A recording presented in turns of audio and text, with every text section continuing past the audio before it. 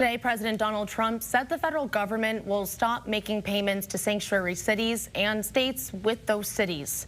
Now, we just received word that none of these sanctuary cities in Western Mass are being considered as a sanctuary city by the Trump administration.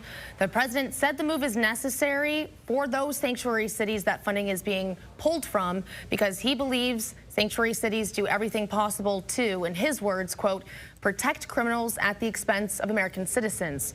Changes are set to take effect February 1st.